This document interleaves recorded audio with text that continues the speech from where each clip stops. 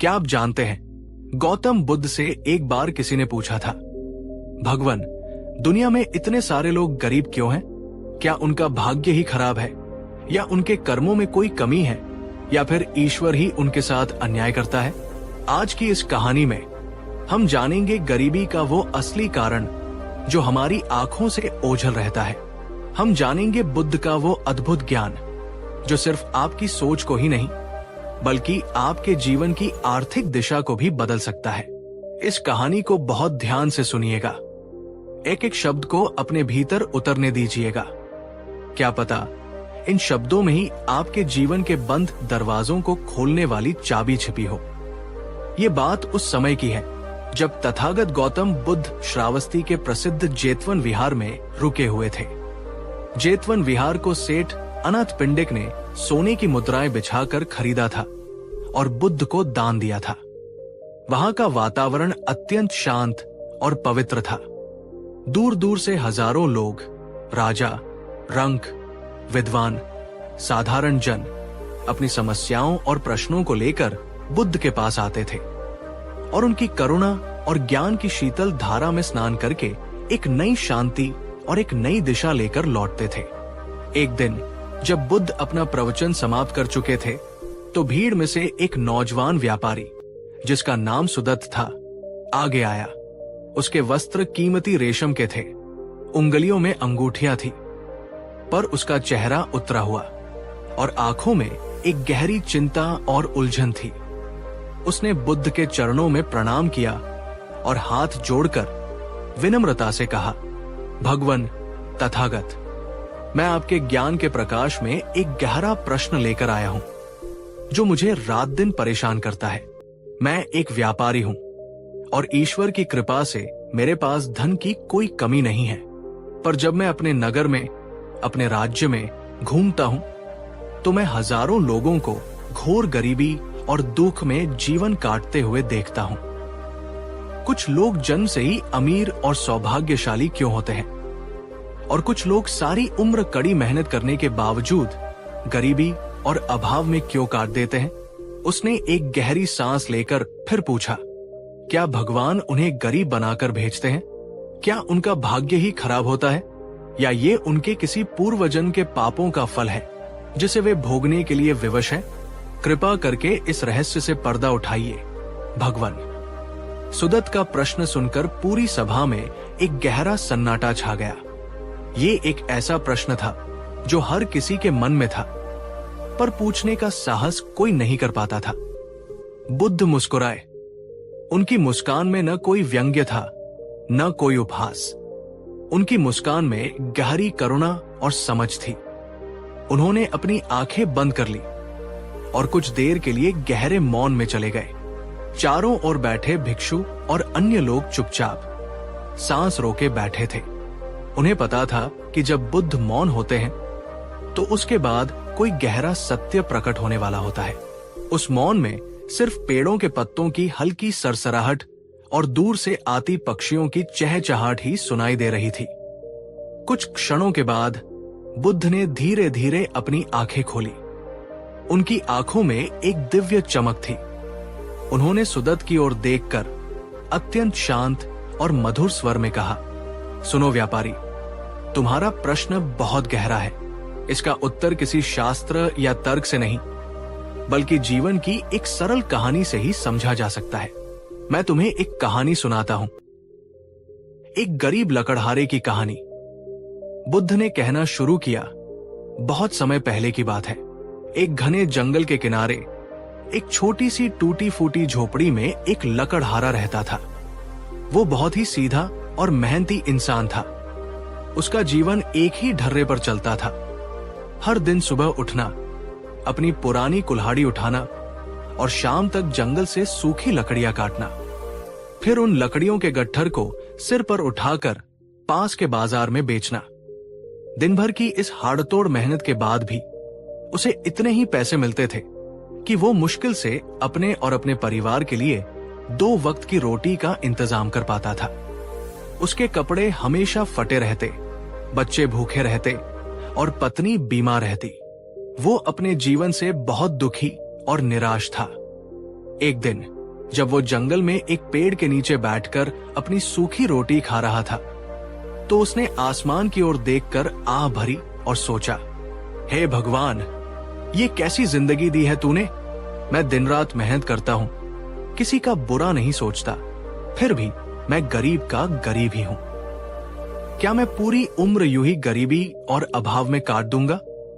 क्या मेरे भाग्य में सुख लिखा ही नहीं है? अगले दिन जब लकड़हारा जंगल में लकड़ियां काट रहा था, तो उधर से एक तेजस्वी साधु गुजरे।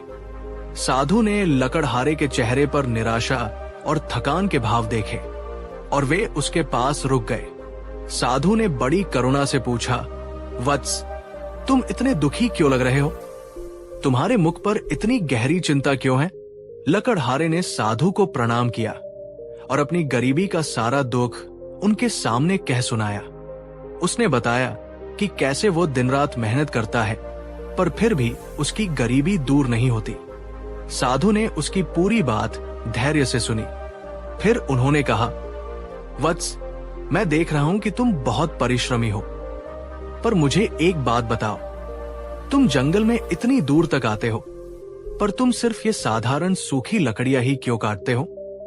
थोड़ा और आगे जाओ, जंगल में और गहरे उतरकर देखो, वहां तुम्हें चंदन के बहुमूल्य पेड़ भी मिलेंगे। अगर तुम उनकी लकड़ी बाजार में बेचोगे, तो तुम्हें इन साधारण लकड़ियों से कई गुना ज्यादा धन मिलेगा। लकड़हारे ने यह सुनकर आश्चर्य से साधु की ओर देखा। उसने कहा, चंदन के पेड़? मैंने तो कभी उनके बारे में सोचा ही नहीं। मैं तो बस वही करता आया हूं जो मेरे पिता और दादा करते थे, सूखी लकड़ियां काटना। मुझे तो पता ही नहीं था कि इस जंगल में इससे भी कीमती कुछ मिल सकता है। साधु मुस्कुराए और अपना रास्ता पकड़ लिया। साधु के वे शब्द लकड़हारे के मन में घर कर गए। उस रात उसे नींद नहीं आई। वो सोचता रहा, अरे, मैंने कभी चंदन के पेड़ के बारे में सोचा ही नहीं। मैंने कभी जंगल में और आगे जाने का साहस ही नहीं किया। मैं तो बस अपनी सीमित दुनिया में ही घूमता रहा। अगर साधु की बात सच है, तो मेरी जिंदगी बदल सकती है। अगले दिन एक नए उत्साह और एक नई आशा के साथ लकड़हारा जंगल में और गहरे गया। उसने थोड़ी और मेहनत की, थोड़ा और जोखिम उठाया, और सचमुच कुछ दूर चलने पर उसे चंदन के पेड़ों का एक पूरा उपवन मिला, जिनकी सुगंध से पूरा वातावरण महक रहा था। उस दिन से लकड़हारा रोज चंदन की लकड़ी लाने लगा। बाजार में उसे उसकी लकड़ी के 10 गुना दाम मिले। अब उसका जीवन तेजी से बदलने लगा। कुछ ही महीनों में उसने अपनी झोपड़ी की जगह एक छोटा सा पक्का घर बना लिया। उसके बच्चों को अच्छा भोजन और कपड़े मिलने लगे। धीरे धीरे उसने चंदन की लकड़ी का व्यापार शुरू कर दिया और वो उस इलाके का एक सम्मानित और अमीर व्यक्ति बन गया। ये कहानी सुनाकर बुद्ध ने व्यापारी सुदत्त की ओर देखा और पूछा, अब बताओ व्यापारी, वो लकड़हारा पहले गरीब क्यों था? क्या उसका भाग्य खराब था या ईश्वर उससे नाराज था? सुदत्त ने कुछ पल सोचा और फिर कहा, भगवान, वो इसलिए गरीब था क्योंकि उसे चंदन के पेड़ों के बारे में पता ही नहीं था। वो अज्ञान में जी रहा था। वो बस वही करता रहा जो उसने हमेशा से देखा था। उसकी सोच सीमित थी। उसने कभी अपनी सीमाओं से बाहर देखने का प्रयास ही नहीं किया। बुद्ध की मुस्कान और गहरी हो गई। उन्होंने कहा, तथास्तु, तुमने बिल्कुल सही पहचाना सुदत्त। यही मनुष्य के गरीब रहने का सबसे पहला और सबसे बड़ा कारण है, सोच की गरीबी, ज्ञान का अभाव। बुद्ध ने कहा, मनुष्य अपनी सोच की सीमाओं में कैद हो जाता है। वो जितना जानता है बस उतना ही करता है। वो एक ही कुएं का मेंढक बना रहता है और ये मानने लगता है कि पूरा संसार बस इतना ही बड़ा है। वो नई दिशा में देखता ही नहीं, नए अवसर तलाशता ही नहीं, कुछ नया सीखने का प्रयास ही नहीं करता, और इसीलिए वो गरीब और सीमित बना रहता है। व्यापारी सुदत्त ने फिर हाथ जोड़कर पूछा, भगवान, ये तो मैं समझ गया, पर क्या गरीबी का कोई और भी कारण है? बुद्ध बोले, हाँ सुदत्त, दूसरा कारण पहले से भी ज्यादा खतरनाक है और वो है आलस्य। कुछ लोग ऐसे होते हैं जिन्हें पता तो होता है कि चंदन के पेड़ कहाँ है, उन्हें पता होता है कि सफलता के लिए क्या करना चाहिए, पर वे करते नहीं। वे कर्म करने से बचते हैं। वो सोचते रहते हैं आज नहीं कल कर लेंगे, अभी मूड नहीं है परसों कर लेंगे, अगले महीने से पक्का शुरू करेंगे। ये कल करेंगे की आदत, ये आलस्य उन्हें ज्ञान होते हुए भी गरीबी और असफलता के गर्त में धकेल देता है। बुद्ध ने फिर एक छोटी कहानी सुनाई। एक गांव में एक आदमी था जिसका खेत बंजर पड़ा था। सब जानते थे कि अगर वो मेहनत करे तो सोना उगा सकता है। लोग उससे कहते अपने खेत की जुताई क्यों नहीं करते? वो कहता अभी धूप बहुत तेज है, शाम को करूंगा। जब शाम होती तो वो कहता अब तो अंधेरा हो गया, कल सुबह जरूर करूंगा। उसका ये कल कभी नहीं आया और अंत में वो भूख और अभाव में ही मर गया। बुद्ध ने सुदत्त की ओर देखकर कहा, इसलिए जो जानकर भी कर्म नहीं करता वो भी गरीब रहता है, जो नहीं जानता वो भी गरीब रहता है। दोनों में फर्क बस इतना है, पहला अज्ञानी है और दूसरा आलसी। सुदत्त की आंखें अब पूरी तरह से खुल चुकी थी, पर उसने विनम्रता से एक और प्रश्न किया, भगवान कृपा करके कोई तीसरा कारण भी बताएं। बुद्ध बोले, हाँ, तीसरा कारण उन लोगों पर लागू होता है जिनके पास धन आ भी जाता है। तीसरा कारण है लोभ और धन का सही उपयोग न करना। कुछ लोग धन कमा तो लेते हैं, पर वे इतने लोभी और कंजूस हो जाते हैं कि उस धन का उपयोग ही नहीं करते। वे उसे बस तिजोरियों में बंद करके रखते हैं, उसे गिन गिन कर खुश होते रहते हैं। वे न तो अपने ऊपर खर्च करते हैं, न अपने परिवार को सुख देते हैं और न ही किसी जरूरतमंद की मदद करते हैं। धन का स्वभाव नदी के जल की तरह होता है, वत्स। जब तक वो बहता रहता है तब तक वो निर्मल और उपयोगी रहता है, और जब उसे रोक दिया जाता है तो वो सड़ने लगता है और अपनी उपयोगिता खो देता है। धन का सही उपयोग नहीं करने वाला व्यक्ति धनवान होते हुए भी मन से और अंततः कर्म से भी गरीब ही होता है। बुद्ध ने अपनी बात समाप्त करते हुए कहा, इसलिए सुदत्त, गरीबी के ये 3 मुख्य कारण हैं, सीमित सोच और ज्ञान का अभाव, ज्ञान होने पर भी कर्म न करना यानी आलस्य, धन होने पर भी उसका सदुपयोग न करना यानी लोभ। जो व्यक्ति इन 3 दोषों से मुक्त हो जाता है, जो अपनी सोच का दायरा बढ़ाता है, जो निरंतर कर्म करता है और जो अपने धन का उपयोग अपने और दूसरों के कल्याण के लिए करता है, उसे दुनिया की कोई भी ताकत गरीब नहीं रख सकती। वो व्यापारी सुदत्त बुद्ध की बातें सुनकर स्तब्ध और निशब्द रह गया। उसे अपने सभी प्रश्नों के उत्तर मिल गए थे। उसने बुद्ध के चरणों में प्रणाम किया और कहा, भगवान, आज आपने मेरी आंखें खोल दी। मैं आज तक यही सोचता था कि लोग भाग्य से गरीब होते हैं, पर आज मैं समझा कि वे अपनी आदतों और अपनी सोच से गरीब होते हैं। मैं संकल्प लेता हूं कि मैं भी अपनी सोच को हमेशा विशाल रखूंगा, आलस्य का त्याग करूंगा और अपने धन का उपयोग केवल अपने लिए नहीं बल्कि समाज के कल्याण के लिए भी करूंगा, ताकि मैं सिर्फ तन से ही नहीं बल्कि मन से भी सच्चा अमीर बन सकूं। दोस्तों, ये थी बुद्ध की वो अद्भुत कहानी और वो गहरी सीख जो हमें बताती है कि गरीबी कोई अभिशाप या भाग्य का लेख नहीं है, बल्कि ये हमारी अपनी कुछ आदतों और सोच का परिणाम है। अगर आपको बुद्ध की ये कहानी और ये ज्ञान अच्छा लगा हो, अगर इसने आपके मन में कोई नई रोशनी जगाई हो, तो इस ज्ञान को फैलाने में हमारी मदद करें। इस वीडियो को लाइक करें ताकि ये और लोगों तक पहुंच सके। नीचे कमेंट में बताएं कि आपको गरीबी का सबसे बड़ा कारण कौन सा लगा, सीमित सोच, आलस्य या लोभ, और आप आज से अपनी कौन सी एक आदत को बदलने का संकल्प लेते हैं। और इस वीडियो को अपने दोस्तों और परिवार के साथ शेयर करें ताकि उनका जीवन भी इस ज्ञान से बदल सके। और हाँ, अगर आप भविष्य में भी बुद्ध की ऐसी ही गहरी और जीवन बदलने वाली कहानियां सुनना चाहते हैं तो हमारे चैनल को सब्सक्राइब करना न भूलें। और बेल आइकन को जरूर दबाएं, ताकि ऐसे ही प्रेरक ज्ञान की सूचना आप तक सबसे पहले पहुंचे। याद रखें, बुद्ध ने कहा था, अप दीपो भव, अपने दीपक स्वयं बनो। आपकी गरीबी को कोई और नहीं, आप स्वयं ही दूर कर सकते हैं। इस यात्रा में हमारे साथ बने रहने के लिए आपका हृदय से धन्यवाद। पिछले भाग में आपने सुना था कि जब एक चिंतित व्यापारी ने गौतम बुद्ध से पूछा कि लोग गरीब क्यों रहते हैं, तो बुद्ध ने गरीबी के 3 मुख्य कारण बताए थे: सीमित सोच, आलस्य और लोभ। उस कहानी ने हमें ये तो समझा दिया कि गरीबी कोई भाग्य या अभिशाप नहीं, बल्कि हमारी अपनी कुछ आदतों और विचारों का परिणाम है। लेकिन क्या केवल कारण जान लेना काफी है? क्या इन कारणों से, इन गहरी जड़ों से बाहर निकलने का कोई रास्ता भी है? अगर कोई व्यक्ति इन तीनों दोषों से ग्रस्त है, तो क्या उसका उद्धार संभव है? आज के इस विशेष और दूसरे भाग में हम इसी प्रश्न का उत्तर जानेंगे।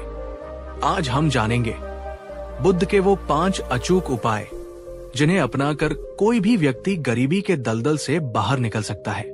और अंत में हम जानेंगे बुद्ध की वो अंतिम सीख, जो आपकी सोच को जड़ से हिला देगी और आपको एक नई दिशा देगी। इस भाग को बहुत ध्यान से सुनिएगा, क्योंकि ये सिर्फ कहानी नहीं, ये गरीबी से मुक्ति का एक पूरा व्यावहारिक मार्ग है। ये आपके जीवन को हमेशा के लिए बदल सकता है। जब बुद्ध ने गरीबी के 3 कारणों की व्याख्या समाप्त की, तो पूरी सभा में एक गहरा मौन छा गया। हर कोई अपने भीतर झांक रहा था, अपने दोषों को पहचान रहा था।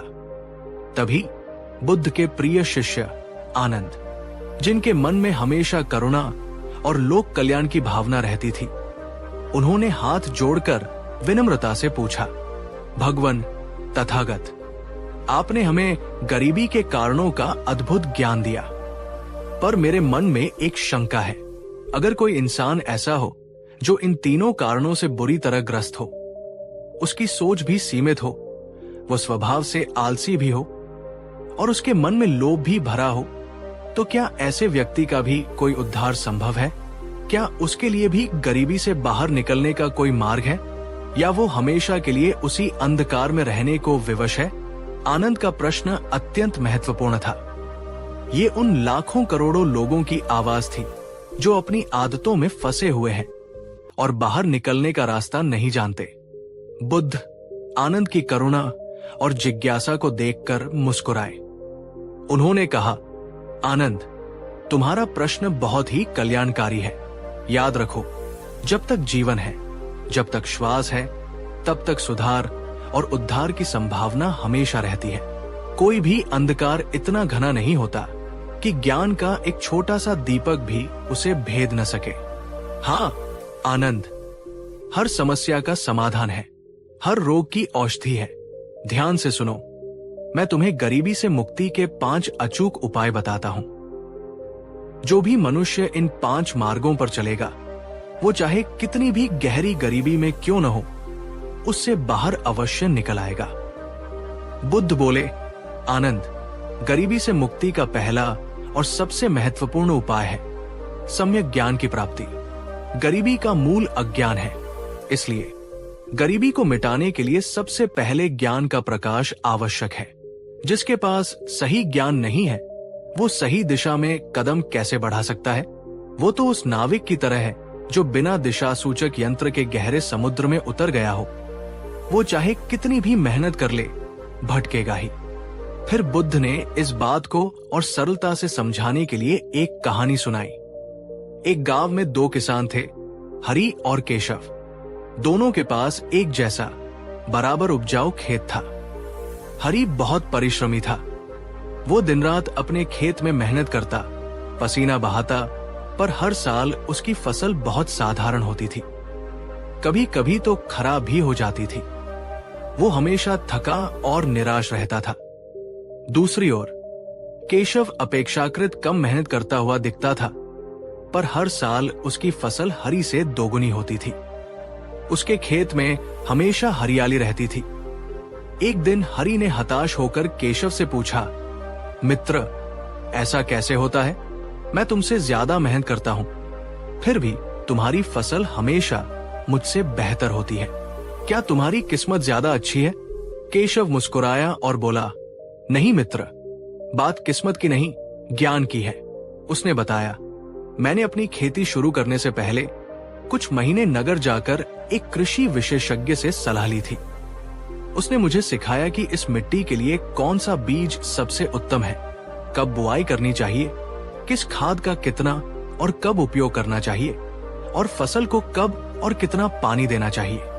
मैं बस उसके दिए हुए ज्ञान के अनुसार ही काम करता हूं। मेरी मेहनत सही दिशा में होती है, इसलिए परिणाम बेहतर आते हैं।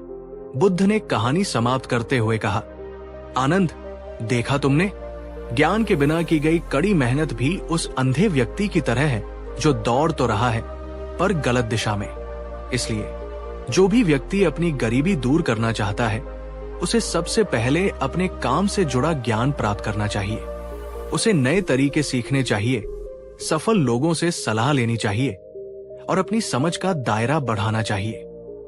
बुद्ध बोले, आनंद, गरीबी से मुक्ति का दूसरा उपाय है समय का सम्मान करना। प्रकृति हर किसी को हर दिन 24 घंटे का खजाना देती है।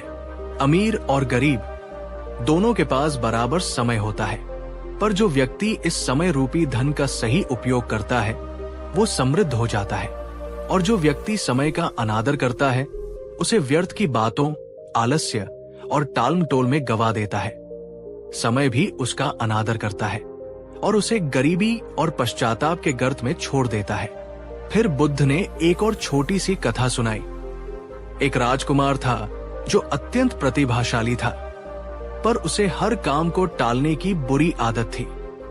उसके गुरु ने उसे चेतावनी दी, राजकुमार, यदि तुम हर रोज सूर्योदय से पहले उठकर अपने राजकीय कार्यों का अभ्यास नहीं करोगे तो तुम्हारा राज्य तुम्हारे हाथ से निकल जाएगा।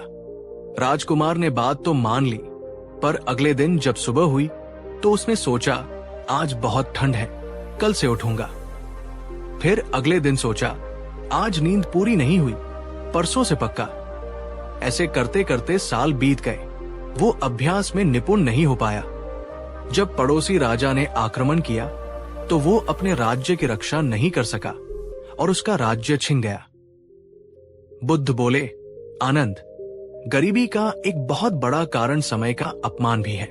जो व्यक्ति आज का काम कल पर टालता है, उसका वो कल कभी नहीं आता और सफलता उससे दूर भागती रहती है।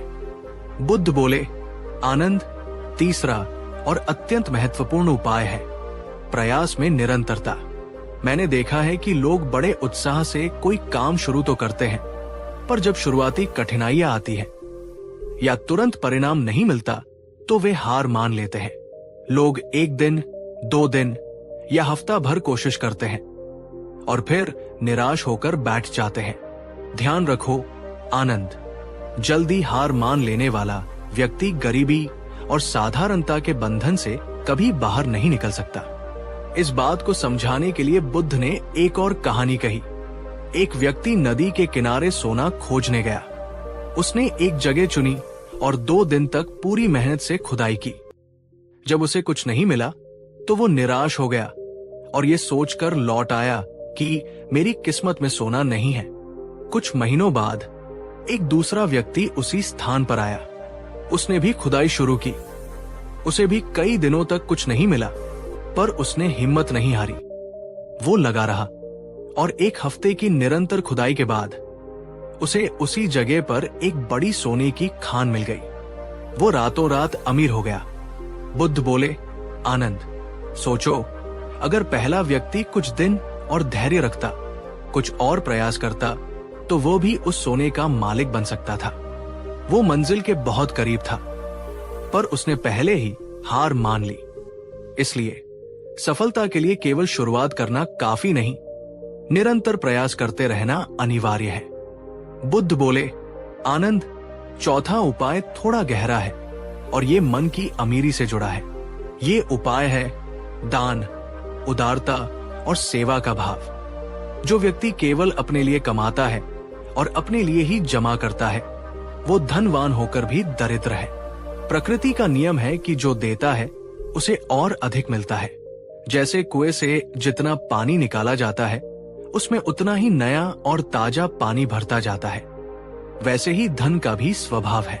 जो व्यक्ति अपनी कमाई का एक छोटा सा हिस्सा भी जरूरतमंदों की मदद में, दान में या सेवा में लगाता है, उसका धन कभी समाप्त नहीं होता बल्कि और बढ़ता है। फिर बुद्ध ने एक और कहानी सुनाई। एक सेठ था जो अपनी कमाई से हर महीने गांव के गरीबों को भोजन कराता था। उसके मित्रों ने उसे टोका, ऐसे तो तुम्हारा सारा धन खत्म हो जाएगा। सेठ हंसता और कहता, जिस धन से दूसरों का पेट भरता हो वो धन कभी खत्म नहीं हो सकता, ये तो बढ़ता ही है। मुझे जो दुआएं मिलती हैं वही मेरी असली कमाई है। बुद्ध बोले, सेवा और दान से केवल पुण्य ही नहीं बढ़ता बल्कि व्यक्ति के मन में समृद्धि का भाव भी आता है। वो अभाव की मानसिकता से बाहर निकलकर प्रचुरता की मानसिकता में प्रवेश करता है, और जो मन से अमीर होता है वो बाहर से भी देरसबेर अमीर हो ही जाता है। कंजूस व्यक्ति कभी सच्चा सुखी और समृद्ध नहीं हो सकता। बुद्ध बोले, और आनंद गरीबी से मुक्ति का पांचवा और अंतिम उपाय है, संतोष और कृतज्ञता। इसका अर्थ आलसी हो जाना नहीं है, इसका अर्थ है जो भी तुम्हारे पास आज है, चाहे वो थोड़ा ही क्यों न हो, उसके लिए पहले ब्रह्मांड का, ईश्वर का आभार प्रकट करना। अधिकांश लोग केवल शिकायत करते रहते हैं, मेरे पास ये नहीं है, मेरे पास वो नहीं है। वे उस पर ध्यान ही नहीं देते जो उनके पास पहले से मौजूद है। जो व्यक्ति निरंतर अभाव और शिकायत की ऊर्जा में जीता है वो और अधिक अभाव को ही अपनी ओर आकर्षित करता है। जिसे जो मिल रहा है वो पहले उसके लिए सच्चे हृदय से धन्यवाद और आभार प्रकट करे, तभी उसे और अधिक पाने का अधिकार मिलता है। बुद्ध ने अंतिम कहानी सुनाई। एक किसान था जो हर समय भगवान से शिकायत करता रहता, हे भगवान, तुमने मुझे इतना कम क्यों दिया? पड़ोसी को देखो, उसके पास मुझसे ज्यादा है। एक दिन एक संत ने उससे कहा, तुम शिकायत करने से पहले क्या तुमने कभी उन चीजों के लिए धन्यवाद किया जो तुम्हारे पास है? ये स्वस्थ शरीर, ये हवा, ये पानी, ये जमीन। उस दिन से किसान ने शिकायत करना छोड़ दिया। वो हर दिन सुबह उठकर अपने पास जो कुछ भी था उसके लिए धन्यवाद करने लगा। धीरे धीरे उसका दृष्टिकोण बदला, उसे अपने काम में और अधिक आनंद आने लगा और उसकी समृद्धि भी बढ़ने लगी। बुद्ध ने अपनी बात समाप्त करते हुए आनंद की ओर देखा और कहा, तो आनंद, ये है गरीबी से मुक्ति के 5 अचूक उपाय। 1. सही ज्ञान प्राप्त करना। 2. समय का सम्मान करना। 3. प्रयास में निरंतरता रखना। 4. दान और सेवा का भाव रखना। 5. और जो है उसके प्रति संतोष और कृतज्ञता रखना। जिसने भी इन 5 उपायों को अपने जीवन में अपना लिया वो गरीबी के बंधन से अवश्य ही बाहर निकल आया, और जो इन उपायों को जानकर भी नहीं अपनाता वो अपने दुख और अपनी गरीबी के लिए स्वयं ही उत्तरदायी है। वहां बैठे व्यापारी सुदत्त, किसान, गृहस्थ, भिक्षु सभी बुद्ध के इस अद्भुत और व्यावहारिक ज्ञान को सुनकर स्तब्ध थे। लोगों की आंखों में एक नई रोशनी और एक नया संकल्प था।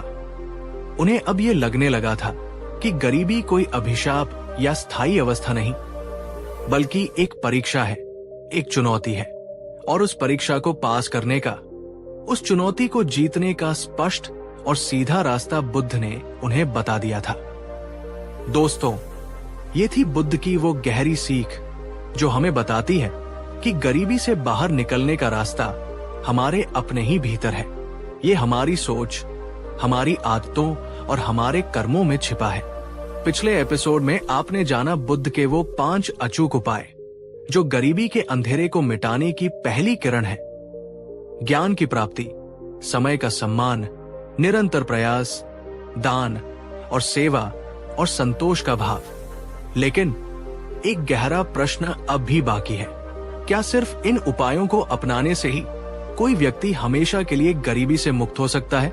क्या हो अगर कोई इन उपायों को अपनाए पर फिर भी बार बार असफल हो जाए, उसकी मेहनत बेकार चली जाए? तब वो क्या करे?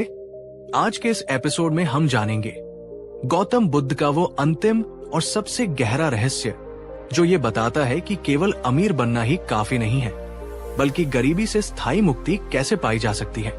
ये रहस्य हर उस इंसान के लिए है जो सिर्फ धन नहीं, बल्कि सच्ची और स्थायी समृद्धि चाहता है। इस वीडियो को बहुत ध्यान से अपने पूरे हृदय से सुनिएगा, क्योंकि ये सिर्फ एक कहानी नहीं, ये आपके जीवन को, आपकी सोच को और आपके भविष्य को एक नई और स्थायी नींव दे सकता है। एक सुबह जब जेतवन विहार में शांति का साम्राज्य था और सभी भिक्षु अपने अपने ध्यान में लीन थे, बुद्ध के एक वरिष्ठ और अत्यंत प्रज्ञावान शिष्य महाकश्यप उनके पास आए। महाकश्यप उन शिष्यों में से थे जो बुद्ध के धम्म को उसकी गहनतम गहराइयों में समझते थे। उन्होंने बुद्ध को प्रणाम किया और हाथ जोड़कर बड़ी विनम्रता से पूछा, भगवन तथागत, आपने हमें सिखाया है कि सही सोच, सही ज्ञान और सही प्रयास से कोई भी व्यक्ति अपनी गरीबी मिटा सकता है। पर मैंने संसार में ऐसे भी लोग देखे हैं जो बहुत ज्ञानी हैं, बहुत परिश्रमी भी हैं और दान पुण्य भी करते हैं, पर फिर भी वे बार बार असफल हो जाते हैं। उनकी मेहनत बेकार चली जाती है, उनका व्यापार डूब जाता है और वे फिर वही पहुंच जाते हैं जहां से उन्होंने शुरुआत की थी। ऐसा क्यों होता है भगवन? उस व्यक्ति का क्या जो पूरी निष्ठा से प्रयास करने के बाद भी बार बार पराजित होता है? क्या उसके लिए कोई स्थायी समाधान नहीं है? महाकश्यप का ये प्रश्न सुनकर सभा में बैठे अन्य भिक्षुओं के कान भी खड़े हो गए। ये एक ऐसा प्रश्न था जो केवल बाहरी गरीबी का नहीं, बल्कि आंतरिक भाग्य का भी था। बुद्ध ने अपनी आंखें खोली। उनके चेहरे पर वही शांत मुस्कान थी, पर इस बार वे कुछ बोले नहीं। एक गहरा मौन छा गया। सिर्फ हवा की सरसराहट और पत्तों की खनक सुनाई दे रही थी। ऐसा लगा जैसे पूरा ब्रह्मांड इस प्रश्न का उत्तर सुनने के लिए अपनी सांसें रोके हुए है। कुछ क्षणों के मौन के बाद बुद्ध ने अपनी मधुर और गहरी वाणी में कहा, महाकश्यप, तुम्हारा प्रश्न बहुत ही सारगर्भित है। इसका उत्तर भी एक कहानी में ही छिपा है। बुद्ध बोले, एक किसान था। वो बहुत ही परिश्रमी था। वो रोज सुबह अपने खेत पर जाता, हल चलाता, सबसे उत्तम बीज डालता और समय पर पानी भी देता। पर हर साल उसकी फसल बहुत ही कमजोर और नाम मात्र की होती। वो बहुत दुखी था और अपनी किस्मत को कोसता था कि मैं इतनी मेहनत करता हूं, पर फल क्यों नहीं मिलता। लोगों ने उसे कहना शुरू कर दिया, अरे तू भाग्यहीन है, ये जमीन बंजर है, इसे छोड़ दे। एक दिन एक वृद्ध और अनुभवी साधु उस गांव से गुजरे। उन्होंने उस किसान के खेत को देखा और उसकी निराशा को भी। साधु ने किसान से पूछा, वत्स, तुम इतनी मेहनत करते हो, पर फिर भी तुम्हारी फसल क्यों नहीं होती? किसान ने रोते हुए अपनी सारी कहानी बताई। साधु ने उसके खेत को ध्यान से देखा और मुस्कुराकर कहा, अरे मूर्ख, तू अपने खेत में बीज तो डालता है, पानी भी देता है, पर क्या तूने कभी अपने खेत में उगी हुई जंगली घास, इन खरपतवारों को निकालने का प्रयास किया है? ये जंगली घास तेरे बीजों का सारा पोषण चूस लेती है। जब तक तू इस घास को जड़ से नहीं निकालेगा, तब तक तेरे उत्तम बीज भी कभी फल नहीं देंगे। कहानी समाप्त करके बुद्ध ने महाकश्यप की ओर देखा और कहा, महाकश्यप, ठीक इसी प्रकार जब तक इंसान अपने मन के खेत से गलत आदतों, गलत संगत और नकारात्मक विचारों की जंगली घास को उखाड़कर नहीं फेंकता, तब तक उसका ज्ञान, उसका परिश्रम और उसका दान भी उसे स्थायी फल नहीं दे सकता। सिर्फ कर्म करना ही काफी नहीं है। सही दिशा में, शुद्ध मन से और बिना बाधाओं के कर्म करना जरूरी है। महाकश्यप ने बुद्ध की बात का मर्म समझते हुए पूछा, भगवान, कृपा करके ये बताएं कि ये शुद्ध कर्म क्या है? हम कैसे जाने कि हमारा कर्म शुद्ध है या अशुद्ध? बुद्ध बोले, महाकश्यप, शुद्ध कर्म वह है जिसमें 3 विष न घुले हों। ये 3 विष है, लोभ, ईर्ष्या और अहंकार। जैसे मेहनत करो पर अपनी सफलता का अहंकार मत करो। ये मत सोचो कि ये सब मैंने किया है। हमेशा विनम्र रहो और ब्रह्मांड के प्रति कृतज्ञ रहो। अहंकार सफलता को भी असफलता में बदल देता है। व्यापार करो, पर दूसरों के साथ छलकपट या बेईमानी मत करो। छल से कमाया हुआ धन टिकता नहीं, वो अपने साथ विनाश लेकर आता है। ईमानदारी से कमाया हुआ एक सिक्का भी शांति और समृद्धि लाता है। दान करो, पर दिखावे या नाम की चाहत से मत करो। निस्वार्थ भाव से, सच्ची करुणा से किया गया छोटा सा दान भी महादान है। दिखावे के लिए किया गया दान व्यर्थ है। बुद्ध ने कहा, जो व्यक्ति अपने कर्मों को इन 3 विषयों से मुक्त रखता है, उसका कर्म शुद्ध कर्म कहलाता है। और ऐसा शुद्ध कर्म करने वाला व्यक्ति कभी भी स्थायी रूप से गरीब या दुखी नहीं रह सकता। अपनी बात को और स्पष्ट करने के लिए बुद्ध ने एक और कहानी सुनाई। एक राज्य में 2 राजकुमार थे। बड़े भाई का नाम था विक्रम और छोटे का नाम था धर्मसेन। बड़ा भाई विक्रम बहुत ही चतुर और महत्वाकांक्षी था। वो हर काम में अपनी चालाकी का प्रयोग करता, प्रजा से अधिक कर वसूलता और अपने विरोधियों को छलकपट से रास्ते से हटा देता। उसने बहुत धन और शक्ति अर्जित कर ली। छोटा भाई धर्मसेन शांत, ईमानदार और प्रजापालक था। वो लोगों की भलाई के काम करता, गरीबों और जरूरतमंदों की मदद करता और अपना व्यापार पूरी ईमानदारी और शुद्धता से करता। विक्रम अक्सर उसका मजाक उड़ाता, तुम इस तरह साधु बनकर राज नहीं कर सकते। कुछ साल बीते। विक्रम अपने छलकपट और क्रूरता के कारण लोगों के बीच अलोकप्रिय हो गया। उसके मंत्री उससे डरते थे, पर उसका सम्मान नहीं करते थे। वो हमेशा असुरक्षा और भय में जीता था। धीरे धीरे उसका स्वास्थ्य भी खराब रहने लगा, क्योंकि उसका मन अशांत था।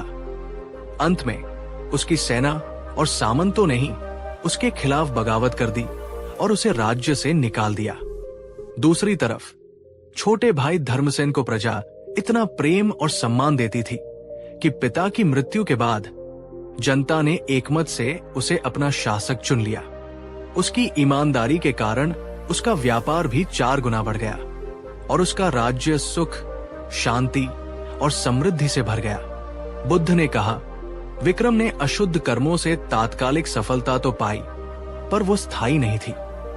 धर्मसेन ने शुद्ध कर्मों का मार्ग चुना, जिसमें समय लगा, पर उसकी सफलता स्थायी और सम्मानजनक थी। अब बुद्ध उस अंतिम और सबसे गहरे रहस्य को प्रकट करने वाले थे। उन्होंने कहा, महाकश्यप, गरीबी से स्थायी मुक्ति का जो अंतिम रहस्य है, वो अपने लिए कुछ करने में नहीं, बल्कि दूसरों के लिए कुछ करने में छिपा है।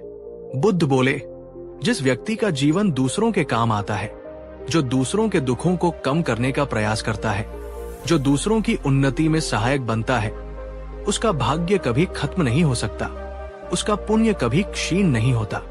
जब तुम दूसरों के भाग्य में सहारा बनते हो, तो पूरा ब्रह्मांड, ईश्वर या जिसे तुम धम कहते हो, वो तुम्हारे लिए रास्ते खुद ब खुद बनाने लगता है।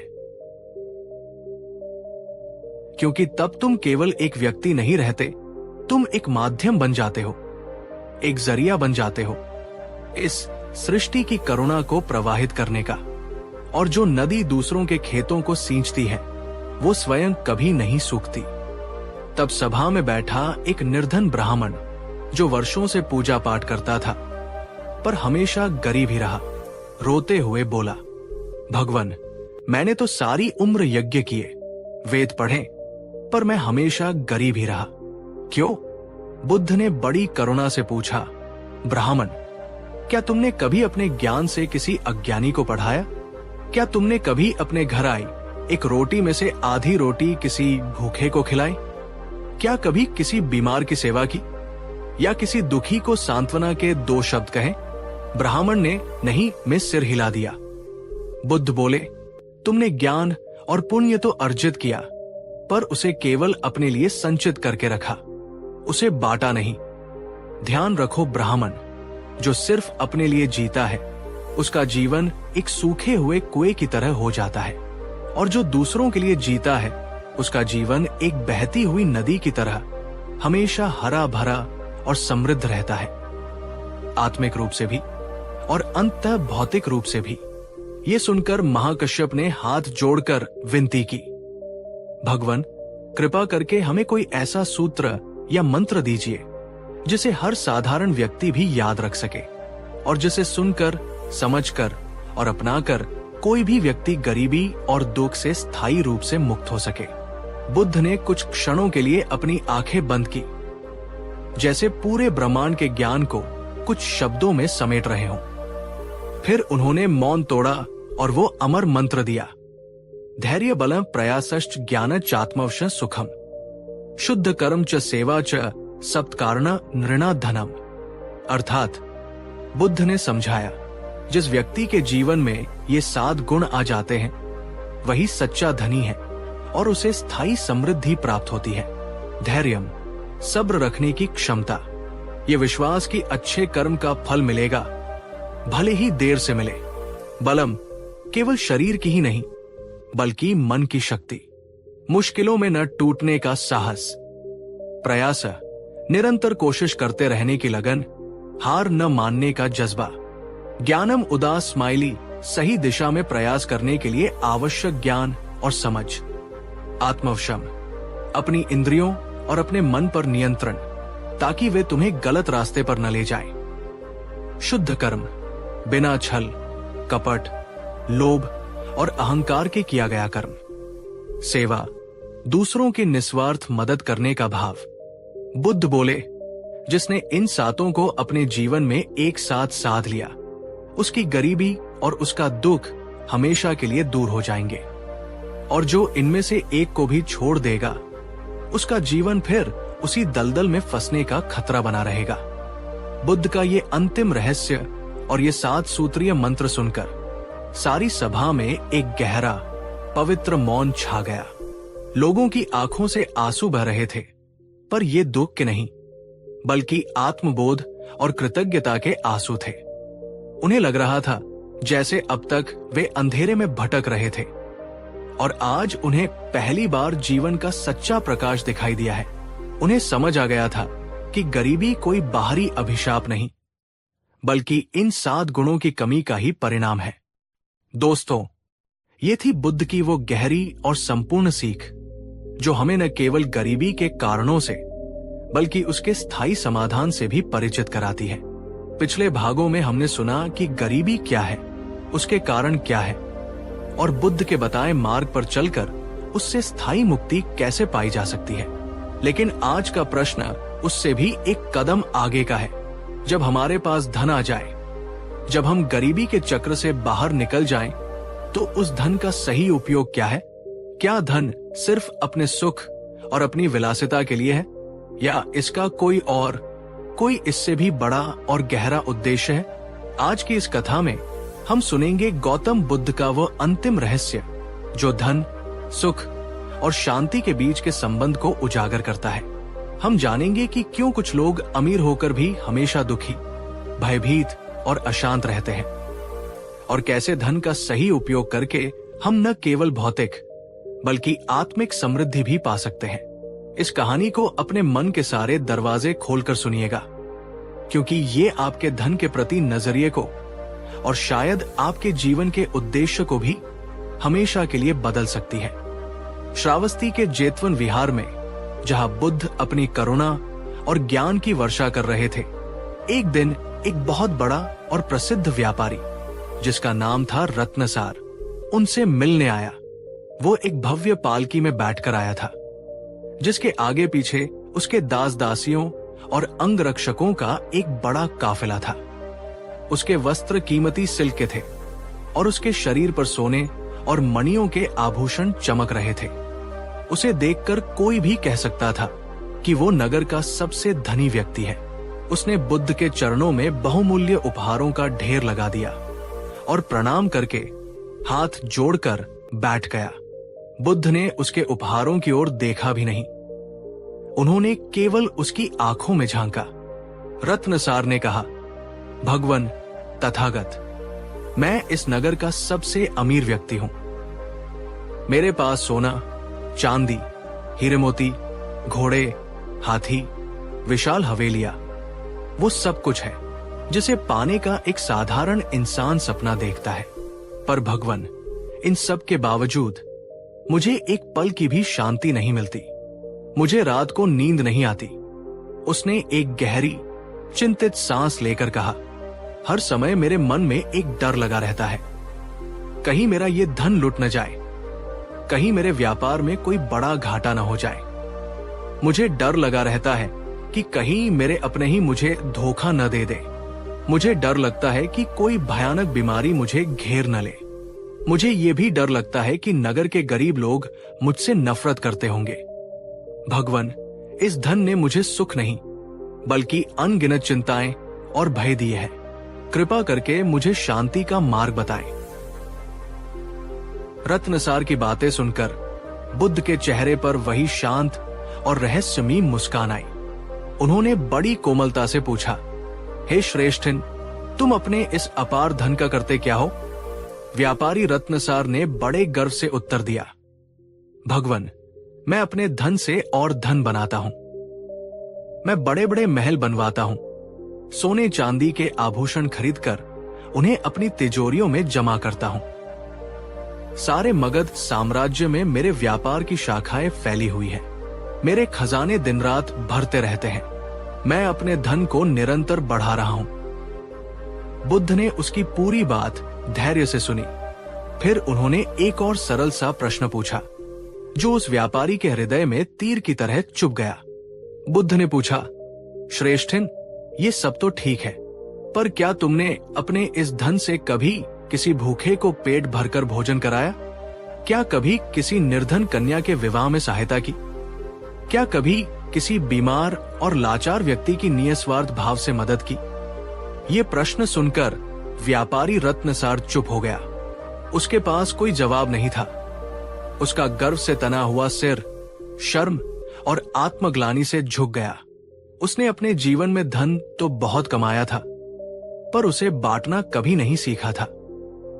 बुद्ध बोले, सुनो व्यापारी, तुम अकेले नहीं हो जो धन पाकर भी अशांत है। मैं तुम्हें एक कहानी सुनाता हूं। एक साहूकार की कहानी। बहुत समय पहले की बात है। एक गांव में एक साहूकार रहता था जिसका नाम था धनपाल। उसके पास अथाह धन था। वो इतना अमीर था कि उसके पास सोने की मोहरों के ढेर लगे हुए थे, पर वो उतना ही बड़ा कंजूस भी था। उसका एकमात्र सुख था अपनी तिजोरी खोलना और अपनी सोने की मोहरों को बार बार गिनना। वो उन्हें छूता, उनसे बातें करता और रात को भी अपनी मोहरों के ढेर को देखकर ही सोता। एक दिन उस गांव में भयानक अकाल पड़ गया। फसलें सूख गई, नदियां सूख गई और लोग भूख से तड़पने लगे। गांव के बड़े बुजुर्ग और असहाय लोग मिलकर साहूकार धनपाल के पास मदद मांगने गए। उन्होंने कहा, सेठ जी, आप तो हमारे गांव के पिता समान हैं। लोग भूख से मर रहे हैं। कृपा करके अपने भंडार से थोड़ा अनाज हमें दे दे। जब अच्छी फसल होगी तो हम आपका कर्ज चुका देंगे। पर धनपाल ने उन्हें दुत्कार कर भगा दिया। उसने कहा, ये धन मेरी मेहनत का है। मैंने इसे दिन रात एक करके कमाया है। मैं इसे तुम जैसे आलसी लोगों पर क्यों लुटाऊं? जाओ, अपनी मदद खुद करो। कुछ दिन बाद अकाल के कारण गांव में एक भयानक बीमारी फैल गई। लोग मरने लगे। बीमारों के पास दवा के लिए भी पैसे नहीं थे। पर साहूकार का दिल नहीं पसीजा। उसने अपना दरवाजा बंद कर लिया ताकि कोई उससे मदद न मांग सके। लेकिन होनी को कौन टाल सकता है? कुछ महीनों बाद साहूकार धनपाल को भी वही भयानक बीमारी लग गई। बड़े बड़े वैद्य बुलाए गए, पर कोई उसे ठीक न कर सका। वो अपने आलीशान बिस्तर पर पड़ा पड़ा तड़प रहा था। उसे अपनी मृत्यु निकट दिखाई दे रही थी। मरते समय उसने अपने कांपते हुए नौकरों से कहा, जाओ, मेरी तिजोरी से मेरी सारी सोने की मोहरें ले आओ। उन्हें मेरे बिस्तर के चारों ओर बिछा दो। मैं मरते हुए अपने धन को, अपनी जिंदगी की कमाई को देखना चाहता हूं। नौकरों ने वैसा ही किया। सोने की मोहरें उसके चारों ओर चमक रही थी। साहूकार ने अपने कांपते हुए हाथों से उन ठंडे निर्जीव सिक्कों को छूने की कोशिश की, पर तभी उसकी सांसें टूट गई और उसकी आंखें हमेशा के लिए बंद हो गई। ये कहानी सुनाकर बुद्ध ने रत्नसार की आंखों में झांकते हुए पूछा, अब बताओ व्यापारी, क्या उन सोने की मोहरों ने उस साहूकार की बीमारी में उसकी कोई मदद की? क्या वे उसकी पीड़ा को कम कर सकी? क्या उसका वो अथाह धन उसके साथ मृत्यु के बाद किसी और लोक में गया? रत्नसार की आंखों से आंसू बहने लगे। उसने कांपती हुई आवाज में कहा, नहीं भगवान, उसका धन यही रह गया, वो खाली हाथ ही गया। बुद्ध बोले, बिल्कुल सही। तो अब सुनो कि धन का सही और सार्थक उपयोग क्या है, जिससे धन तुम्हें सुख और शांति दे, न कि भय और पीड़ा। धन का सही उपयोग इन 7 सूत्रों में छिपा है। धन से अपना और अपने परिवार का जीवन सम्मान पूर्वक संवारो, पर उसे विलासिता और व्यर्थ के आडंबर में मत डुबो। आवश्यकता और लिप्सा में अंतर करना सीखो।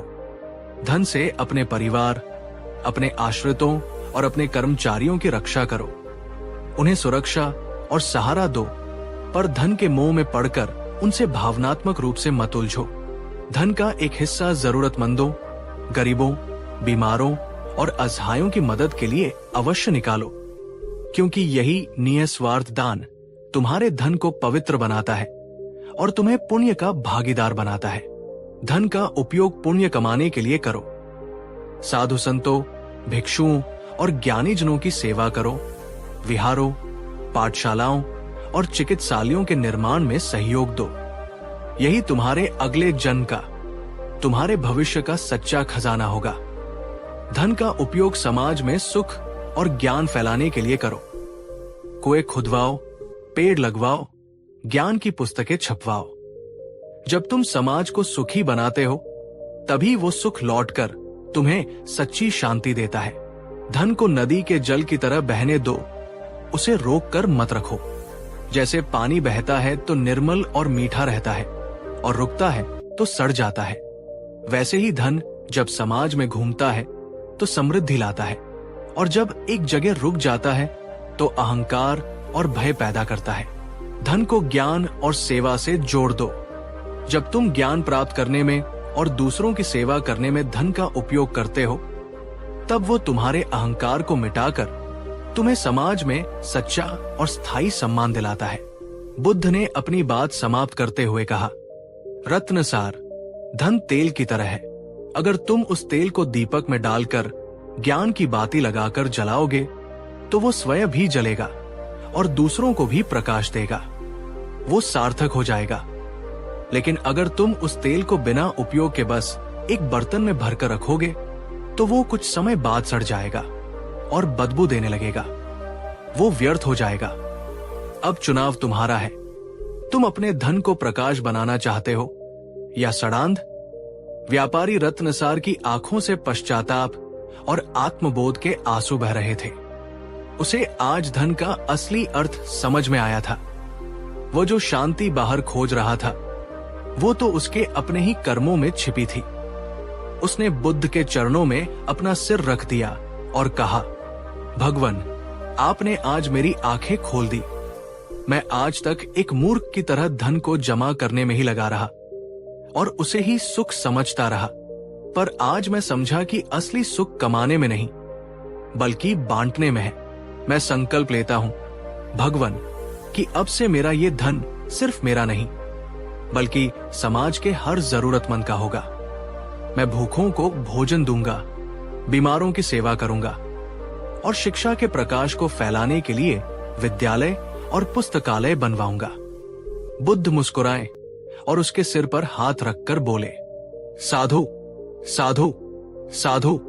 वत्स, अब तुम केवल एक अमीर व्यापारी नहीं रहे, अब तुम सच्चे अर्थों में धनी हो गए हो।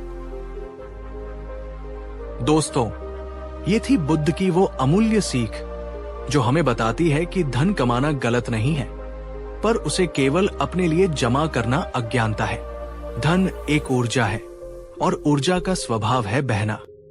पिछले भागों में हमने सुना कि गरीबी क्या है, उसके कारण क्या है और धन का सही उपयोग कैसे किया जाए। लेकिन आज का प्रश्न शायद इन सब से भी ज्यादा गहरा है। बुद्ध के पास जब एक अमीर व्यापारी आया तो बुद्ध ने उसे कुछ ऐसा कहा जिसने न केवल उस व्यापारी को बल्कि पूरे संसार को हिलाकर रख दिया। उन्होंने कहा, ज्ञान के बिना धन अधूरा है, व्यर्थ है और कभी कभी तो विनाशकारी भी। क्यों? क्या धन ही सब कुछ नहीं? अगर हमारे पास बेशुमार दौलत है तो फिर हमें किसी और ज्ञान की क्या जरूरत?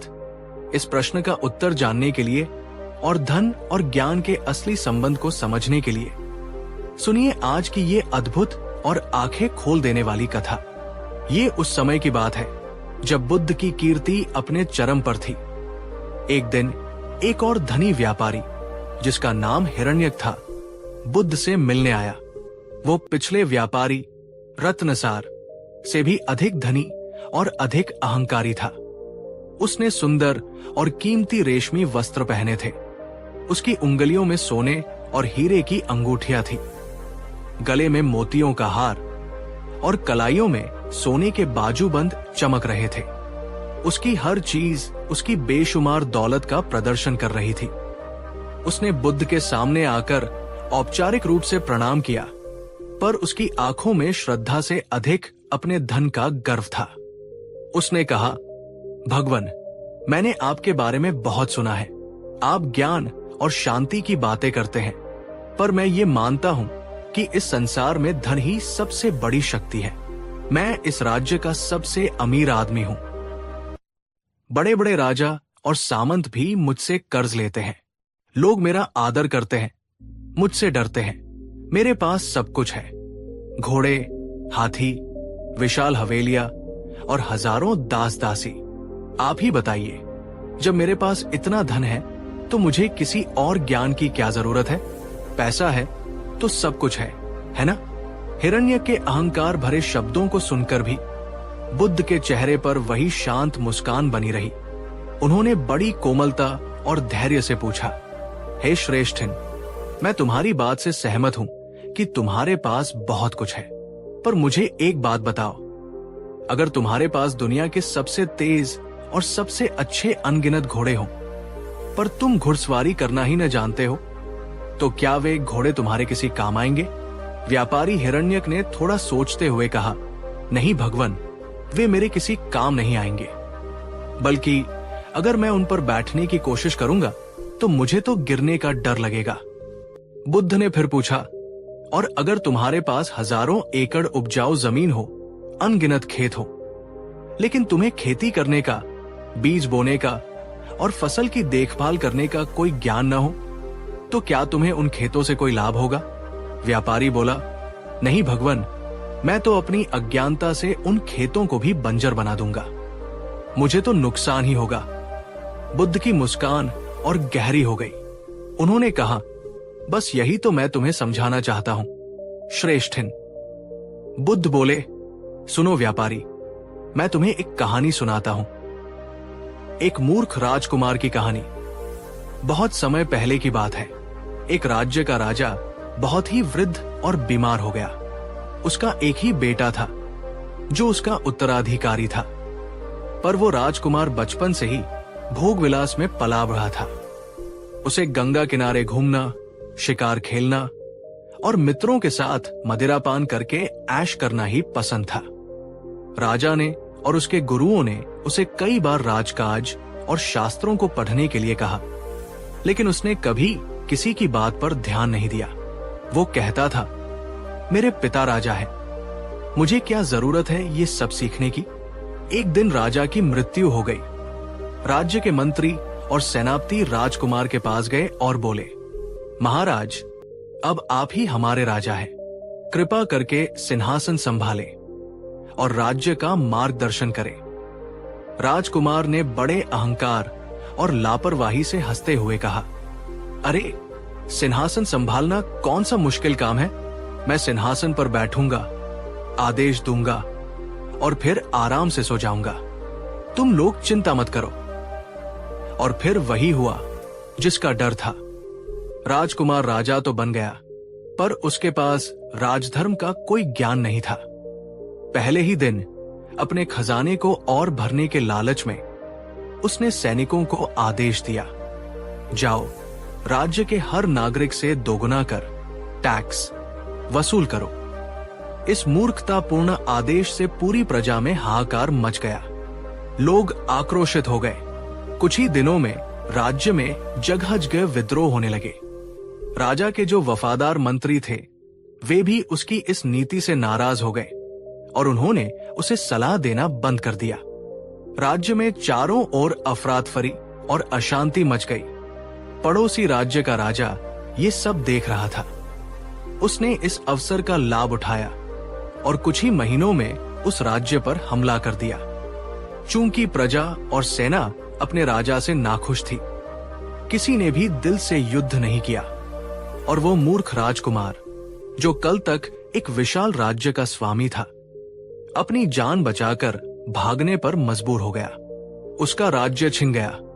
ये कहानी सुनाकर बुद्ध ने व्यापारी हिरण्यक से पूछा, अब बताओ श्रेष्ठिन, उस राजकुमार के पास धन था, सेना थी, शक्ति थी, सब कुछ था, फिर भी वो सब कुछ हार गया। क्यों? व्यापारी हिरण्यक अब चुप था। उसका अहंकार पिघलने लगा था। उसकी आंखों में गर्व की जगह अब पछतावे और समझ की एक हल्की झलक थी। उसे अपना उत्तर मिल चुका था। बुद्ध बोले, सुनो व्यापारी, इसे अच्छी तरह से समझ लो। धन एक शक्तिशाली वाहन, रथ की तरह है, लेकिन ज्ञान उस रथ को चलाने वाला सारथी, ड्राइवर है। अगर सारथी कुशल, बुद्धिमान और ज्ञानी है तो वो उस रथ को सही दिशा में ले जाकर तुम्हें तुम्हारी मंजिल तक पहुंचाएगा। लेकिन अगर सारथी मूर्ख, अहंकारी और अज्ञानी है तो वो चाहे कितना भी शक्तिशाली रथ क्यों न हो, उसे ले जाकर किसी गहरी खाई में गिरा देगा। इसीलिए ज्ञान के बिना धन अधूरा है। अधूरा ही नहीं बल्कि खतरनाक भी है। धन को संभालने के लिए, उसे बढ़ाने के लिए और सबसे महत्वपूर्ण, उसे सही दिशा में उपयोग करने के लिए ज्ञान का होना अनिवार्य है। वरना वही धन जो तुम्हें सुख दे सकता था, तुम्हारे अहंकार, तुम्हारे विनाश और तुम्हारे दुख का कारण बन जाता है। बुद्ध ने अपनी बात को और पुख्ता करने के लिए एक और छोटा सा उदाहरण दिया। एक गांव में दो आदमी रहते थे। एक के पास अपने पूर्वजों से मिला बहुत सारा धन था, लेकिन उसे व्यापार या दुनियादारी का कोई ज्ञान नहीं था। दूसरा व्यक्ति गरीब था, पर वो बहुत बुद्धिमान और सीखने को उत्सुक था। जब गांव में अकाल पड़ा तो उस मूर्ख धनवान ने अपने सारे धन से बाजार का सारा गेहूं खरीदकर एक ही बड़े से गोदाम में भंडार कर लिया, ये सोचकर कि जब दाम और बढ़ेंगे तब बेचूंगा। पर उसे ये ज्ञान नहीं था कि बिना हवा और सही सुरक्षा के रखा हुआ गेहूं कुछ ही समय में सड़ जाएगा। और यही हुआ, उसका सारा गेहूं सड़ गया और वो बर्बाद हो गया। दूसरी तरफ उस ज्ञानी निर्धन व्यक्ति ने गांव वालों को इकट्ठा किया। उसने थोड़े थोड़े पैसे मिलाकर शहर से अच्छी गुणवत्ता वाले बीज खरीदे और सबको मिलकर एक ऐसी फसल उगाने की सलाह दी जिसे कम पानी की जरूरत होती है।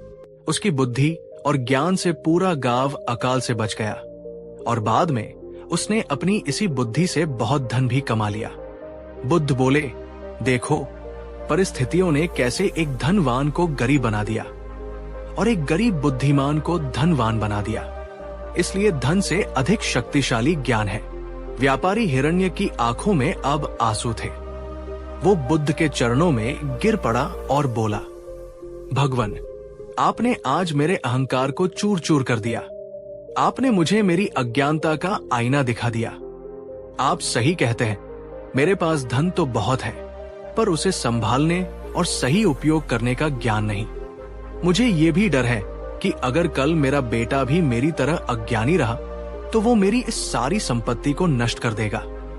बुद्ध ने उसे उठाते हुए कहा, वत्स, पश्चाताप करना ज्ञान का पहला चरण है। अब दुखी मत हो, बल्कि आज से ही सही मार्ग पर चलो। इसलिए अपने धन का कुछ हिस्सा सच्चा ज्ञान प्राप्त करने में लगाओ। अपने बच्चों को धन देने से पहले उन्हें ज्ञान और अच्छे संस्कार दो, क्योंकि वही उनकी असली संपत्ति होगी। और सबसे बड़ा ज्ञान है ये जानना कि जीवन कैसे जिया जाए और दूसरों के लिए कैसे जिया जाए। यही वो ज्ञान है जो धन को सार्थक बनाता है। सभा में बैठे सभी लोग, चाहे वे अमीर थे या गरीब, इस अद्भुत ज्ञान को सुनकर मंत्रमुग्ध थे। उन्हें आज समझ आ गया था कि ज्ञान धन को सुरक्षित करता है, ज्ञान धन को सही दिशा में बढ़ाता है और ज्ञान ही धन को सार्थक और सुखद बनाता है। बुद्ध ने अपनी बात समाप्त करते हुए कहा, याद रखो, जिसके पास ज्ञान नहीं वो राजा होकर भी मन से भिखारी है, और जिसके पास सच्चा ज्ञान है वो भिखारी होकर भी सम्राटों का सम्राट है। याद रखें, बुद्ध ने सिखाया है, धन कमाना महत्वपूर्ण है, पर उससे भी अधिक महत्वपूर्ण है वो ज्ञान जो उस धन को संभाल सके और उसे सार्थकता प्रदान कर सके। पिछले भागों में हमने सुना कि गरीबी क्या है, उसे कैसे दूर किया जाए और धन का सही उपयोग क्या है। हमने ये भी जाना कि ज्ञान के बिना धन अधूरा और खतरनाक है। लेकिन आज का प्रश्न इन सब से भी परे है। आज का प्रश्न वह है जो हर सफल, हर बुद्धिमान और हर आध्यात्मिक व्यक्ति के मन में उठता है।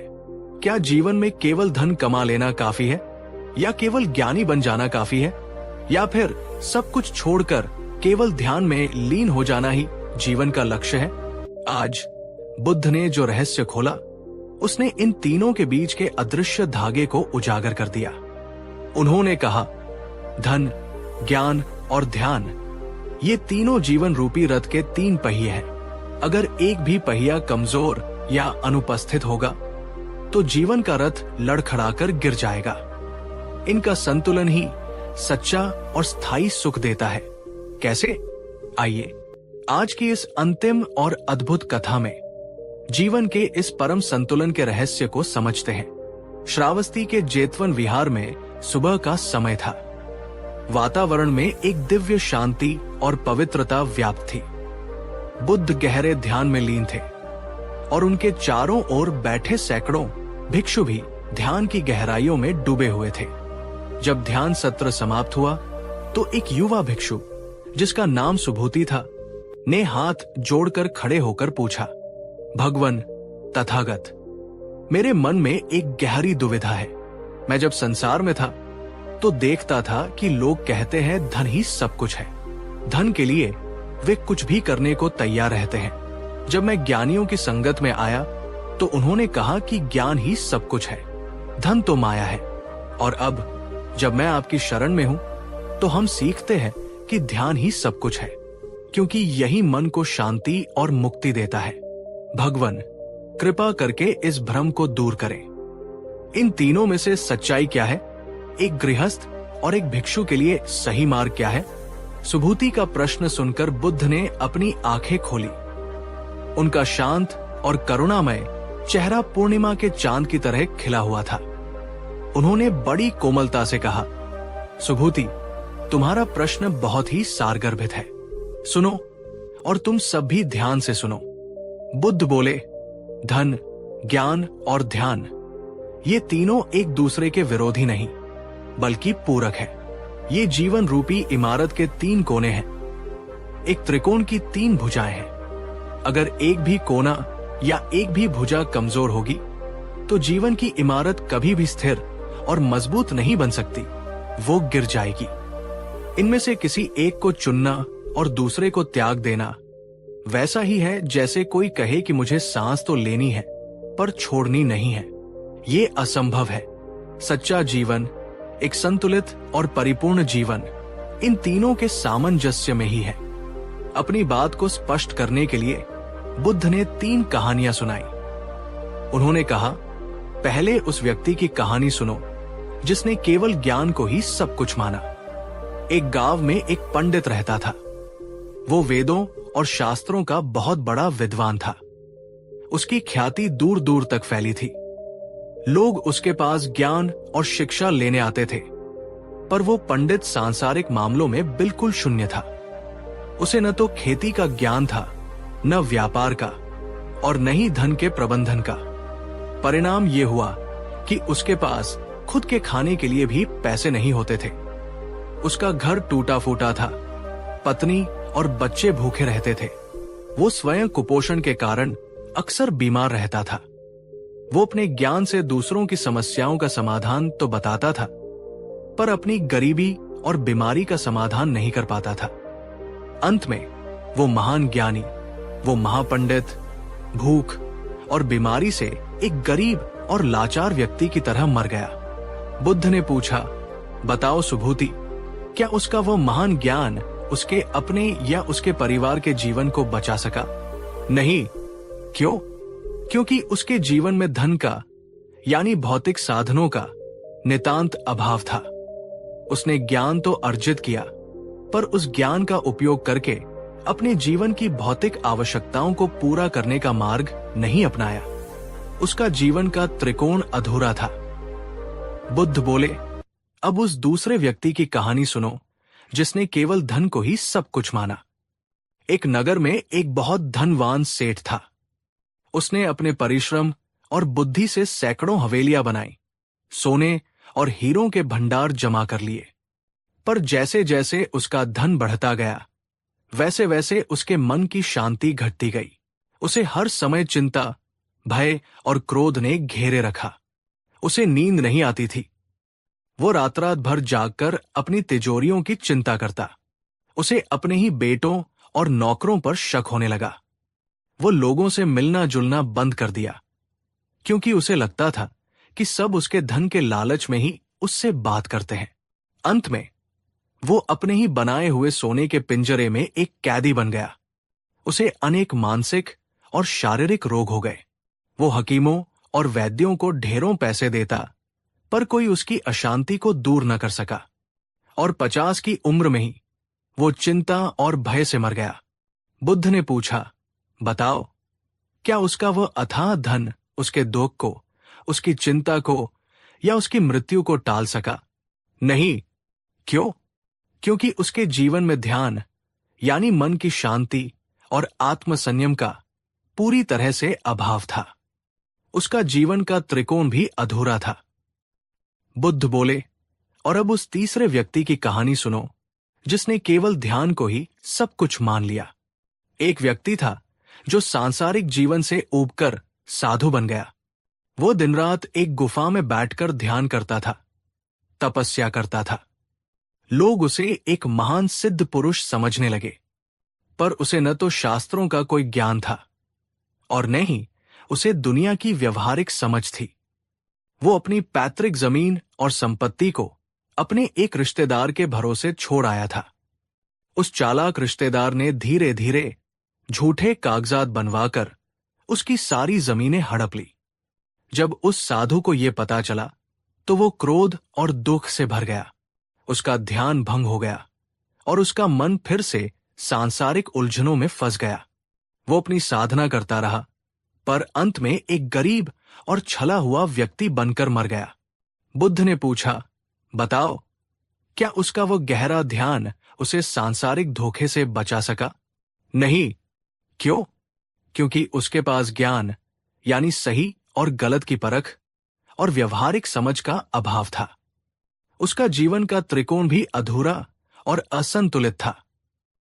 ये 3 कहानियां सुनाकर बुद्ध ने सुभूति और पूरी सभा को संबोधित करते हुए कहा, इसलिए सुनो भिक्षुओं और सुनो गृहस्थों, धन जरूरी है इस शरीर रूपी नाव को चलाने के लिए, अपने परिवार का पालन पोषण करने के लिए और समाज में सेवा करने के लिए। पर धन को साधन समझो, साध्य नहीं। ज्ञान जरूरी है सही और गलत का निर्णय करने के लिए, अपने धन और अपने जीवन को सही दिशा देने के लिए और मूर्खतापूर्ण कार्यों से बचने के लिए। ध्यान जरूरी है अपने मन को शांत, स्थिर और नियंत्रित रखने के लिए, ताकि धन का अहंकार और ज्ञान का अभिमान तुम पर हावी न हो सके और तुम हर परिस्थिति में शांति और सुख का अनुभव कर सको। जिस व्यक्ति ने इन तीनों को अपने जीवन में एक साथ जोड़ लिया, उसका जीवन परिपूर्ण हो गया। वह एक सफल गृहस्थ और एक सच्चा आध्यात्मिक व्यक्ति दोनों बन सकता है। धन तुम्हें संसार में सम्मान और सुविधा दिलाएगा। ज्ञान तुम्हें हर निर्णय में समर्थ और सफल बनाएगा, और ध्यान तुम्हें हर दुख और चिंता से मुक्त कर देगा। बुद्ध ने अपनी बात को एक और सुंदर उदाहरण से समझाया। अपने जीवन को एक तालाब की तरह समझो। इस तालाब को सुंदर और उपयोगी होने के लिए 3 चीजें चाहिए। धन तालाब का जल है। बिना जल के तालाब सूखा और व्यर्थ है। ज्ञान तालाब की गहराई है। अगर गहराई नहीं होगी तो थोड़ा सा जल भी जल्दी ही सूख जाएगा या भाप बनकर उड़ जाएगा। और ध्यान उस जल की शांति और स्वच्छता है। अगर तालाब में जल और गहराई दोनों है, पर जल गंदा और अशांत है, लहरों से भरा है, तो उसमें न तो कमल खिलेंगे, न मछलियां जी पाएंगी, और कोई प्यासा भी उसमें से पानी नहीं पिएगा। इसलिए एक परिपूर्ण जीवन रूपी तालाब के लिए धन रूपी जल, ज्ञान रूपी गहराई और ध्यान रूपी शांति, इन तीनों का होना अनिवार्य है। बुद्ध ने सभा में बैठे गृहस्थों की ओर विशेष रूप से देखकर कहा, हे गृहस्थों, सुनो, तुम्हारे लिए यही श्रेष्ठ धर्म है। ईमानदारी और परिश्रम से धन कमाओ, ताकि तुम अपना और अपने परिवार का भरण पोषण कर सको। निरंतर सत्संग, स्वाध्याय और गुरुजनों से सीखकर सच्चा ज्ञान प्राप्त करो, ताकि तुम सही निर्णय ले सको। और प्रतिदिन चाहे थोड़ा ही सही, पर ध्यान करो, ताकि तुम्हारे मन में अहंकार न आए और तुम धन और ज्ञान के बीच संतुलन साधकर शांतिपूर्ण जीवन जी सको। इन तीनों का संतुलन ही एक गृहस्थ के लिए सच्चा आध्यात्मिक जीवन है। सारी सभा में एक गहरा, पवित्र मौन छा गया। लोगों को ऐसा लग रहा था जैसे आज उनके जीवन की सबसे बड़ी गुत्थी सुलझ गई हो। भिक्षु, व्यापारी, गृहस्थ, सबके मन में एक ही विचार था। धन से शरीर पुष्ट होता है, ज्ञान से बुद्धि पुष्ट होती है, और ध्यान से आत्मा पुष्ट होती है। और इन तीनों का एक साथ पुष्ट होना ही जीवन का वास्तविक सुख और सच्ची समृद्धि है। दोस्तों, अगर आपको गौतम बुद्ध की ये अद्भुत, संतुलित और जीवन बदलने वाली सीख अच्छी लगी हो, तो इस ज्ञान को फैलाने में हमारी मदद करें। इस वीडियो को लाइक करें ताकि ये संदेश और लोगों तक पहुंच सके। नीचे कमेंट में लिखें, मैं धन, ज्ञान और ध्यान का संतुलन बनाऊंगी। ये लिखकर आप इस विचार को अपने जीवन में उतारने का एक संकल्प लेंगे। और इस वीडियो को अपने दोस्तों और परिवार के साथ शेयर करें, ताकि वे भी जान सके कि सिर्फ धन या सिर्फ ज्ञान या सिर्फ ध्यान ही काफी नहीं है, बल्कि तीनों का संतुलन ही असली सुख और सफलता का मार्ग है। और हाँ, ऐसी ही प्रेरक और गहराई से भरी कहानियों और शिक्षाओं के लिए हमारे चैनल को सब्सक्राइब जरूर कर लीजिए और उस बेल आइकन को दबाना न भूलें। धन्यवाद। याद रखें, बुद्ध ने सिखाया है, जीवन एक कला है और इस कला का नाम है संतुलन। जिसने इस संतुलन को साध लिया